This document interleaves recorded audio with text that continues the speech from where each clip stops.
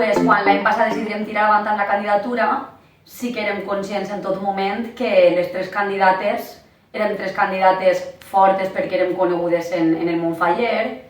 Les tres candidates eren falleres de naixement, molt implicades cadascuna en la seva falla, i sabíem que havia la possibilitat de no eixir com va ser el cas. Els nervis són els mateixos. Sí que és cert que se m'ha fet un poc llarg, ja que els terminis han sigut un poc més llargs que l'any passat, i per a mi tot això ha sigut un segle. Però bueno, els nervis igual, fins que no plegar el dia 12 i es va tancar el plaç, cada dia era, pues això, vulguis o no, un pensament de què passarà, es presentarà algú, hauria de passar al final un jurat, no? També tot el procés me creava incertesa, perquè la manera d'elecció ha canviat. Aleshores també moltes preguntes al voltant d'això que també te creen un nervi, però bé, quan arriba el dia 12 sí que et tranquil·litzes un poc més, perquè el veure que eres l'única candidata, vulguis o no, te crea eixa seguretat, encara que soc conscient que encara queda el dia 26 passar una votació i que espero que tot ixga bé i sí que me fa pensar que cada vegada el somni el tinc un poc més propet. A veure, com fins el dia 12, com he dit, estava obert el plaç, sí que en casa en tot moment hem tingut clar que qualsevol fallera té dret a presentar-se i en qualsevol moment, sempre que siga dins de termini. Aleshores sempre hem tingut un poc clar que podia passar, que algú es presentara. Amb tota la sinceritat, jo m'alegre de la situació ara mateixa perquè, vulguis o no, com he dit, el ser l'única candidata te dona aquesta seguretat i tots els nervis que he passat setmanes anteriors doncs rebaixen un poc i sí que dius, va, que ja arribem al final i queden 2 setmanetes i està a prop. Salut és un amor de xiqueta. Qualsevol persona que la coneix ja sap que és superdolceta, que em vaig alegrar jo molt a nivell personal quan presentaré la seva candidatura, perquè per la relació que tenim sabia que li feia molta il·lusió. Coneguem els pares, a José i a Salva, el germà Raül, i jo crec que si tot va avant i com esperem,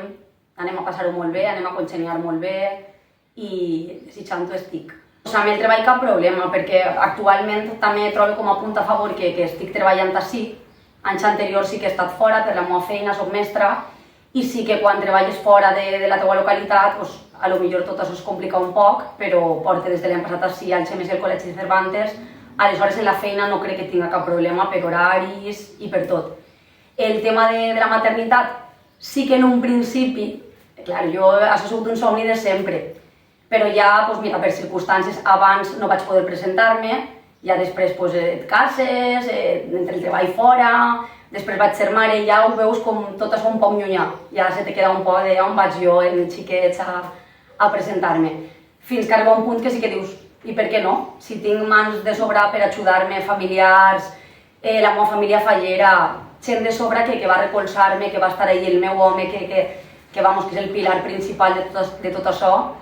i el que tenia que animar-me a tirar endavant, perquè al fi i al cap és sobre el que recau la major part d'aixes tasques que jo no vaig poder estar i va tindre que ocupar-se dels xiquets,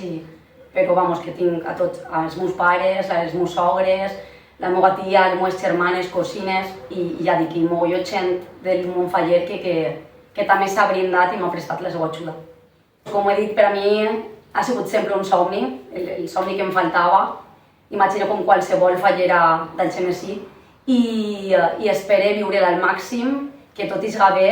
que junta les corts, siguem un grup, una pinya, i sobretot també jo estic acostumada a viure les falles dins del meu casal, amb la meva gent, i per a mi trobo que serà una experiència molt positiva el poder estar en tots els casals, el poder relacionar-me amb gent que no és de la meva falla, però que també està vinculada al món faller i que és segur que tots aporten coses positives a l'experiència, i sobretot això, sobretot el vincular-me a la resta de casals que jo no he estat mai i viure aquesta experiència des d'ahir.